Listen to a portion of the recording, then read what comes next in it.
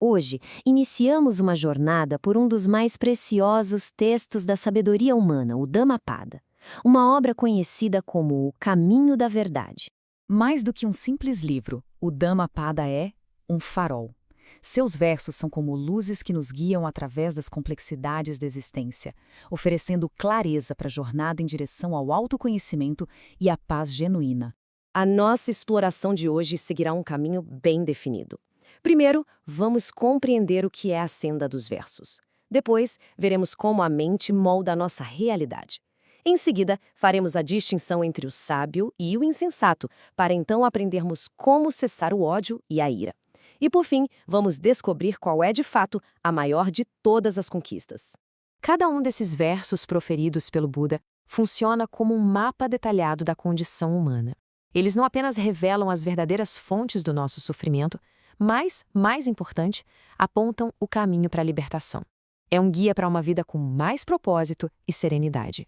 E o ponto de partida de toda essa jornada, o princípio mais fundamental de todos, é a primazia da mente. É aqui, na natureza dos nossos próprios pensamentos, que encontramos a origem de toda a nossa experiência, seja ela de dor ou de alegria. O próprio termo Dhammapada, que vem da língua Pali, pode ser traduzido como a senda do Dharma, ou, de uma forma um pouco mais poética, o caminho da verdade. Cada um dos seus versos é uma joia de sabedoria, uma instrução direta sobre a conduta correta. A obra se inicia de forma magistral com os célebres versos gêmeos. Eles estabelecem a fundação de todo o ensinamento. O primeiro verso afirma que, se alguém fala ou age com um pensamento impuro, a dor o segue, como a roda segue a pata do boi.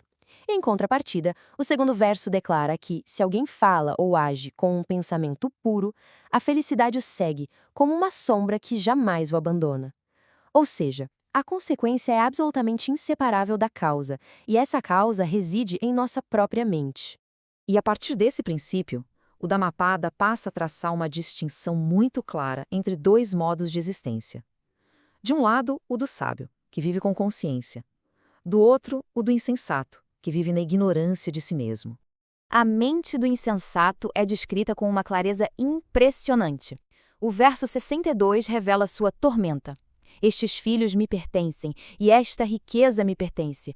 Com tais pensamentos o tolo é atormentado. Ele mesmo não pertence a si mesmo, quanto menos filhos e riqueza. Vemos aqui o retrato de alguém aprisionado pela ilusão da posse, apegado àquilo que é, por sua própria natureza, impermanente. Em contraste direto, o sábio é apresentado como artesão supremo. O verso 80 ilustra isso de uma forma magnífica. Construtores de canais guiam a água, flecheiros endireitam a flecha, carpinteiros moldam a madeira, os sábios moldam a si mesmos. Fica claro, então, que a arte mais nobre de todas é o autocultivo. A diferença entre os dois não está na proximidade física com o ensinamento, mas sim na capacidade de absorvê-lo. Os versos 64 e 65 usam uma analogia poderosa. O insensato, mesmo que conviva com um sábio por toda a vida, perceberá a verdade tão pouco quanto uma colher percebe o sabor da sopa.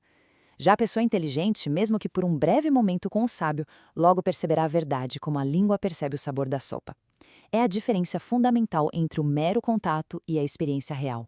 Bem, essa distinção nos leva naturalmente à prática. O Dhammapada não apenas descreve a realidade, ele prescreve um caminho. Ele oferece um método claro para purificar o coração e a mente, para transmutar os venenos mentais em sabedoria. E esse caminho começa com a compreensão do que alimenta o rancor. O verso 3 é explícito. Ele me maltratou, ele me golpeou, ele me derrotou, ele me roubou. Naqueles que abrigam tais pensamentos, o ódio jamais cessará. A repetição mental das mágoas é o que mantém o fogo do ódio sempre aceso.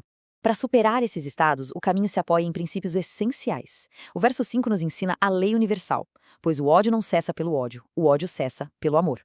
O verso 1 reafirma a base de tudo. Tudo o que somos é o resultado do que pensamos. O verso 223 oferece a instrução prática. Vença a raiva com o amor, vença o mal com o bem. O verso 183 resume todo o caminho ético: não cometer nenhum pecado, fazer o bem e purificar a própria mente. O verso 129 nos convida à compaixão, ao nos lembrar que todos os seres temem a dor. E, finalmente, o verso 103. Ele redefine o que é a verdadeira vitória e nos guia ao nosso tema final.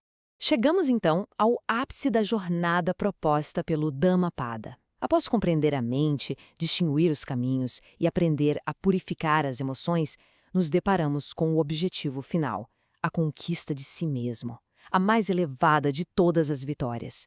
A magnitude dessa conquista é apresentada numa escala grandiosa. A vitória sobre si mesmo é declarada maior do que a vitória sobre milhões em um campo de batalha. O verdadeiro combate, portanto, é e sempre foi interno. O verso 103 articula esta verdade com clareza poética e marcial. Se um homem conquistar em batalha 1000 vezes 1000 homens, e se outro conquistar a si mesmo, ele é o maior dos conquistadores. Enquanto o mundo celebra o conquistador de nações, a sabedoria honra aquele que é mestre de si mesmo. O ponto crucial, então, é a autonomia espiritual. O verso 165 é categórico a esse respeito. Por si mesmo o mal é feito, por si mesmo se sofre, por si mesmo o mal é deixado de fazer, por si mesmo se é purificado. Pureza e impureza pertencem a si mesmo.